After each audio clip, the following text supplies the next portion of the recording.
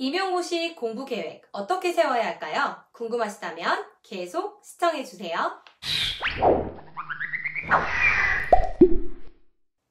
안녕하세요, 연스타입니다. 오늘은 재수 이상이신 분들을 위한 공부 계획을 세우는 법에 대해서 말씀을 드릴 건데요.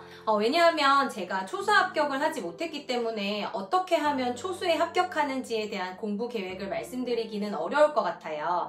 그렇지만 이 공부 방법은 3학년 때 임용고시를 위해서 정말 열심히 공부를 하셨던 이제 4학년이 되시는 분들에게도 도움이 되는 공부 방법일 거라고 생각합니다. 지금 말씀드리는 이 공부 방법은 제가 한 방법이 옳아서 혹은 제가 잘나서 이 공부 계획에 대해서 말씀을 드리는 것이 아니라 이렇게 공부를 했더니 실패를 극복할 수 있게 되었다라는 정도로 보시고 들어주셨으면 좋겠습니다. 열심히 공부한 당신 조금 쉬어도 됩니다. 공부 계획을 이야기하면서 쉬라고 하는 게 좀 그렇죠. 11월 1차 시험까지 진짜 미친듯이 달리시고 12월까지 2차 준비를 매진했던 분들이라면 지금 당장 또 공부를 하는 것이 정말 어려울 수 있습니다. 저 역시도 노량진에서 1년 동안 올인을 하고 떨어졌을 때 정말 많이 울고 왜 나한테 이런 일이 일어나나, 내가 이렇게 열심히 했는데 내년에 또 한다고 될 수 있을까, 진짜 열심히 했다고 생각을 했기 때문에 1월달부터 역사책을 펼치는 게 정말 싫을 정도로 진짜 힘들었었어요. 그래서 발표 후에 많이 쉬고 그냥 좀 많이 놀았습니다. 그렇지만 어차피 우리가 이 시험을 포기하지 않는 이상 마음을 다잡고 책상 앞에 앉아야 되는 거잖아요. 지금부터 말씀드리는 내용은 다 슬퍼하시고 책상 앞에 앉으셨을 때 어떻게 계획을 세워야 하는지에 대해서 말씀을 드리도록 하겠습니다. 그러면 계획은 어떻게 세워야 할까요? 첫 번째, 부족한 부분을 채워야 합격할 수 있습니다. 열심히 했는데 나는 왜 떨어졌나를 객관적으로 보셔야 해요. 경쟁률이 아무리 높아도, 시험이 아무리 어려워도 누군가는 붙어 나가는 것이 이 시험이거든요. 지금 이 영상을 보시는 선생님께서 부족했다거나 노력이 적어서 떨어지신 것이 아님은 분명한데요. 그럼에도 불구하고 이 한 끗 차이를 만들어내기 위해서는 합격자와 불합격자를 만든 그 한 끗이 무엇일까를 고민하는 시간을 반드시 가지셔야 한다는 거예요. 저의 경우에는 기출문제 분석이 완벽하지 못했다는 것, 지나치게 학원에 의존했다는 것, 그리고 암기가 늦었다는 것, 이런 문제들을 발견할 수 있었습니다.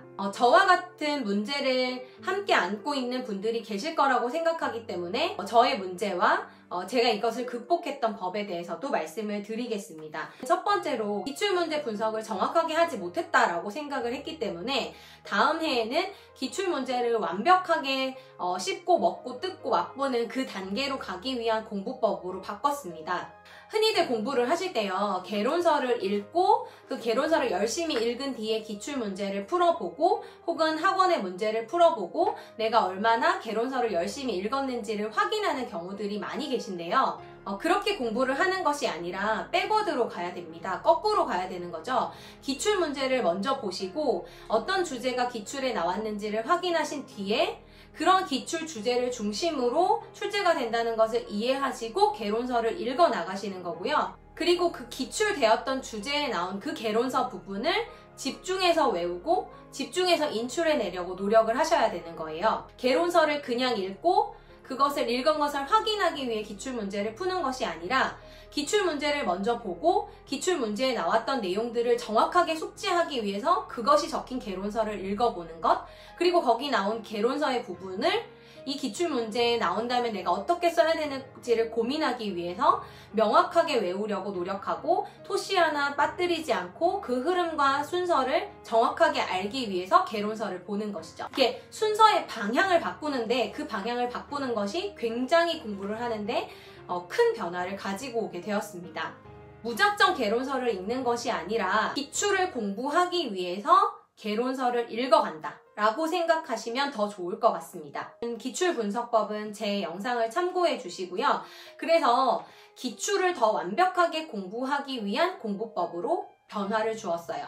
두 번째 제 문제점 중에 하나가 지나치게 학원 강의에 의존했다는 건데요. 이게 이제 기초가 전혀 없을 때는 학원 강의를 믿고 따라가다 보면 어느 정도 일정 수준까지는 올라갈 수 있습니다만 이 학원 강의만으로 합격을 할 수 있다라고 장담하지는 못해요. 근데 저는 이 학원 강사의 답과 이 학원 강사의 책에 있는 내용을 시험에 자꾸 끼워 맞추려고 하는 식으로 공부를 하다 보니까 학원에 자꾸 갇히는 느낌이 드는 거예요. 혹은 내가 정리한 그 서머리에 있는 것에 갇혀서 그 서머리 속에서만 답을 찾으려고 했던 것은 아닌가, 잘 고민해 보세요. 그래서 그 다음 해에 공부를 할 때는 시각을 다양화할 필요가 있었습니다. 그래서 제가 교육학도요, 강사분들을 계속 바꾸면서 공부를 했었어요. 전공도 마찬가지로 제가 상반기 때는 좀 여유롭게 공부를 하고 하반기 때 노량진에 가서 공부를 다시 했었는데 7, 8월, 9, 10월 학원 강사분들의 강의를 전공도 다른 학원을 다니면서 다양한 시각을 가지려고 했었고요. 스터디도 단기 스터디를 이용해서 여러 스터디원들을 만나고 여러 스터디원들의 그런 시각을 받아들이려고 했었어요. 그리고 남들이 보는 것을 모두 다 보려고 노력했었습니다. 교과서도 마찬가지로 모든 출판사의 모든 교과서의 내용들을 샅샅이 보려고 했습니다. 그걸 엄청 꼼꼼하게 공부를 한다기보다는 모두 눈에 익히고 이런 주제들을 다루고 있구나를 파악하려고 여러 종류의 교과서도 보려고 했었어요. 이런 다양한 시각들과 다양한 주제들 사이에서 나의 뼈대를 잡아주는 건 앞서 말씀드린 기출이에요. 기출을 중심으로 뼈대를 잡으시고 개론서를 더해 붙이시고요. 그 사이에 학원 강사의 강의나 스터디의 내용들이 보완이 되어져야 하는 겁니다. 그리고 제가 다음에 부족했던 부분은 암기가 늦은 것이 저의 문제라고 판단을 했었어요. 그래서 암기 카드를 이용해서 저는 공부를 했었는데 이 암기 카드가 정말 완벽했다고 생각을 했었거든요. 당시에는. 그랬는데 기출을 중심으로 암기 카드를 봤더니 너무 내용이 부실하고 학원 교재에만 의존한 그런 암기 카드였던 거예요. 그 당시에는 진짜 최선을 다해서 만들었고 최고의 서머리라고 생각을 했었는데 다음 해에 공부를 해보니까 그게 아니었던 거죠. 부족한 부분이나 기출 주제와 관련되는 내용들은 암기 카드의 내용을 보충하고 이 암기의 작업들을 빨리 시작을 했었습니다. 이미 재수유 이상이신 분들은 한 바퀴 개론서를 돌렸기 때문에 어떤 내용이 나오는지를 알고 있단 말이죠. 그랬는데도 초수생처럼 9월부터 암기한다 이렇게 말씀을 하시는 것은 이미 내가 떨어지겠다라는 마음을 가지고 공부를 하는 것과 다름이 없다라고 저는 생각을 합니다. 적어도 5월부터는 달달 암기에 들어가고 그것을 인출해내는 연습을 해주셔야 한다는 것이죠. 기존의 서브를 정리하셨던 분들이라면 이 서브도 새롭게 만든다라고 생각하시고 한번 다시 보세요. 이 서브가 내가 생각했을 때는 완벽하게 내용을 정리했다라고 생각한 서브일지 몰라도 과연 기출 문제에 근거하여 기출 주제에 맞게 내가 이 서브를 완벽하게 만들었을까? 개론서를 정리해서 기출에 끼워 맞추는 것이 아니라 기출을 중심으로 개론서를 다시 본다라고 여러분들이 했을 때 과연 내 서머리는 잘 된 것인가를 한 번쯤 다시 생각을 해보시고 대대적으로 뒤엎는 작업을 하신다라고 하더라도 다시 한번 객관적으로 내 서머리와 서브노트, 암기장들을 확인을 해주셔야 하는 것이죠. 우리의 목표는 합격을 하는 것이고 잘못된 부분과 부족한 부분을 채워가는 것이 공부이기 때문에 과연 어느 부분이 부족했던 것인가를 정확하게 파악하셔서 이 부족한 부분들을 채워주시려고 노력하셔야 하는 겁니다. 계획은 어떻게 세워야 할까? 두 번째입니다. 계획은 시간이 아닌 분량 단위로 세워주셔야 합니다. 공부를 하시고 계획을 짜실 때 가장 하시면 안 되는 것이 시간 단위로 계획을 짜는 것인데요. 내가 시간 단위로 하루에 계획을 세우지는 않았는지 혹은 월 단위로 계획을 세우지는 않았는지 잘 한번 생각을 해보세요. 예를 들면 2시간 동안 한국 고대사를 다 끝내고 2시간 동안 조선시대를 다 끝내고 2시간 동안 혁명사를 다 끝내고 이렇게 계획을 짜시면 망합니다. 그래서 저는 제 나름대로 분량을 중심으로 한 공부 계획표를 다시 세웠었고요. 이미 한 번을 다 돌리셔서 어떤 부분이 시간이 많이 걸리고 어떤 부분이 시간이 적게 걸리는지를 알고 계시기 때문에 강약, 중강약으로 분량을 중심으로 계획을 세워주셔야 하는 겁니다. 시험 범위가 전 범위에서 고르게 출제되기 때문에 앞부분만 열심히 보고 뒷부분은 얼른 내가 2달 안에 끝내야지 라는 생각 때문에 소홀하게 보지 않았나 라고 한번 생각해 보시고 끝부분의 범위까지도 제대로 완벽하게 챙겨 주셔야 하는 거거든요. 그래서 이 범위들을 뒤섞으셔서 나만의 분량을 중심으로 하는 계획표를 따로 세워주시는 것도 좋은 방법이고요. 분량 단위로 계획을 세우셔야 한다는 겁니다. 그렇다면 이 계획은 어떻게 세워야 하나? 세 번째입니다. 실천 가능한 범위 내에서 데드라인을 정하되 분량 기준으로 정해주세요.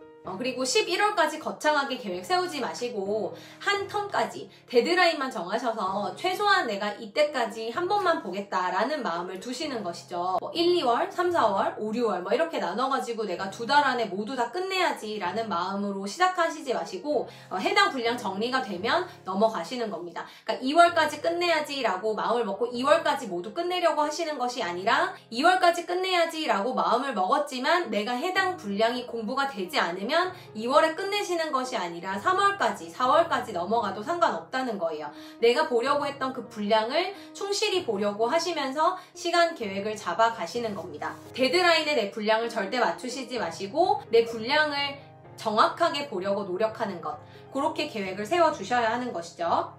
왜냐하면 암기를 제가 하면서 이제 들어갔기 때문에 5월부터는 본격적으로 미친듯이 암기를 다시 하기 시작했고 그것을 인출하기 시작했고 기출 분석을 다시 하기 시작했기 때문에 시간이 오래 걸릴 수밖에 없어요. 그래서 하반기가 되면 더 꼼꼼히 개론서를 볼 수 없기 때문에 지금 여유 있는 시간에 상반기 때 조금 여유 있게 꼼꼼하게 내용을 내 것으로 만드시면서 공부 계획을 세우시는 것이 훨씬 더 효율을 올리는 데 도움이 되실 거라고 생각을 합니다. 그러면 계획을 어떻게 세워야 할까? 네 번째, 큰 계획을 세웠다면 세부 계획도 이제는 세워주시는 것이 좋을 것 같습니다. 어차피 이 공부를 계속해야 하는 거라면 공부를 놓을 수는 없잖아요. 그래서 내가 이 분량을 이때까지 끝내야 한다라고 생각을 했으면 적어도 세부적으로 이번 주에는 이까지는 끝내야지 라고 계획은 세워두시는 겁니다. 실천에 옮기지 못할지언정 그래도 내가 3달 안에 개론서를 한 번을 다 보면서 기출 분석을 해야지 라고 계획을 세웠다면 그 3달 동안 요만큼까지는 진도가 나가줘야지 하는 이 세부 계획들을 세우시고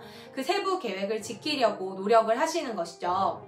생각을 하고 계획을 하고 움직이는 것과 그냥 막 해가지고 끝내는 것은 분명히 차이가 있습니다. 이렇게 차근차근 하시다 보면 어느덧 공부 궤도에 올라와 계실 거예요. 지금은 너무 아프고 힘드시겠지만 얼른 털고 책상에 앉으시고요. 책상에 앉으신 것만으로도 이미 절반은 해냈다라고 보실 수 있습니다. 이때까지도 아주 잘 해오셨고 앞으로도 잘 하실 거니까요. 본인을 믿으시고 내가 선생님이 아니면 누가 되겠냐 이런 마음을 가지시고 조금만 더 힘내주시면 좋을 것 같습니다. 항상 응원할게요. 화이팅!